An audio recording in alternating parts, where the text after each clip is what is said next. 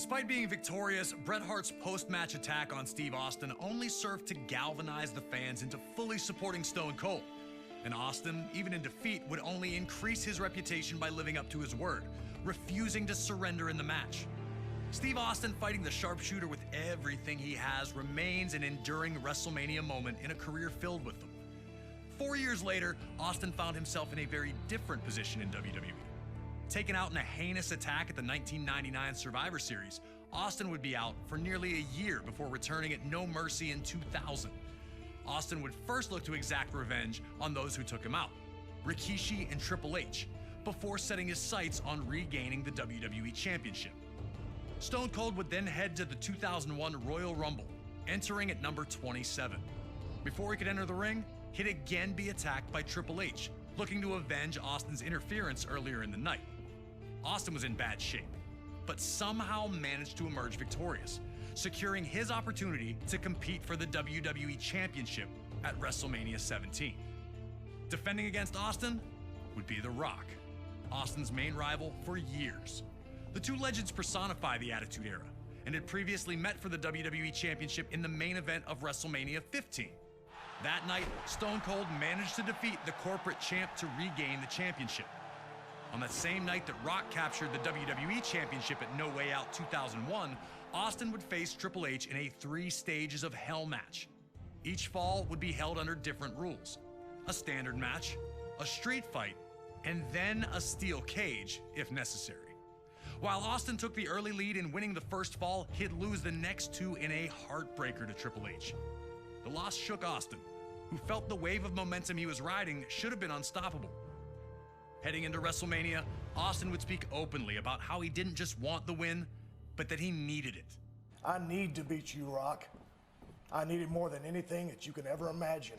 When you headline an event, you've got to be on top of your game, be in the best of your game to put on a show and to warrant that main event status. Austin was going to do everything he could to guarantee the nearly 68,000 attending in his home state of Texas would not be disappointed. The People's Champ had other ideas. He had worked hard while Austin was out to establish himself as the man in WWE, and the opportunity to prove his status with this WrestleMania rematch had the Brahma Bull almost bursting at the seams. If anything was for sure, it was that The Rock would do one thing, and one thing only. Just bring it! He'd been through the battles, he'd come into his own, nothing was handed to him, he earned it all, and he turned himself into the most electrifying man in sports entertainment.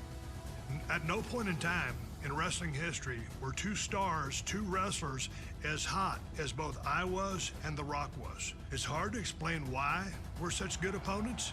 We just were. So now it's time for you to head into one of the biggest WrestleManias of all time, WrestleMania 17 in 2001, a night that serves as the pinnacle of the Attitude Era's excellence, with its 2 biggest names doing battle once again. Are you ready to open up a can on The Rock? Or will you find out that going one-on-one with the Great One isn't the electrifying opportunity it appears to be?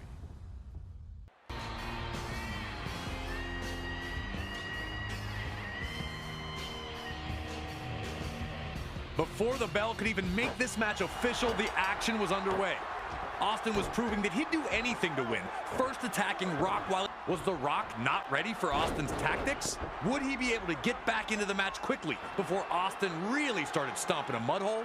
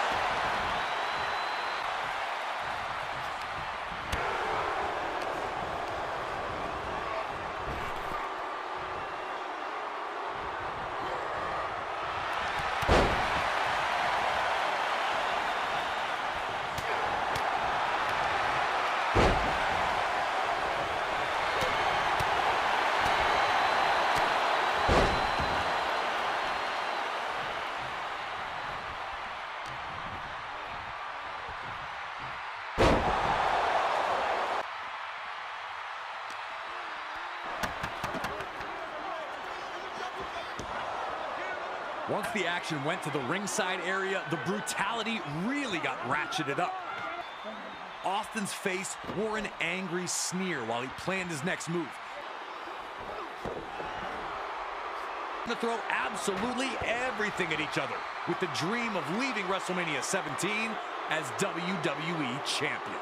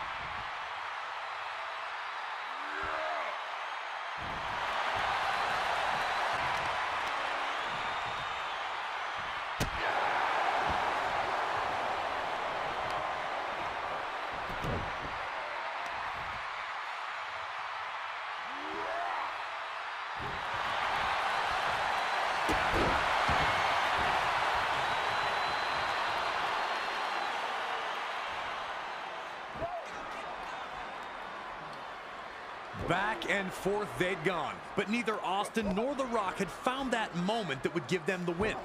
Austin blindly rushes at Rock, who now flattens Austin with his spine buster.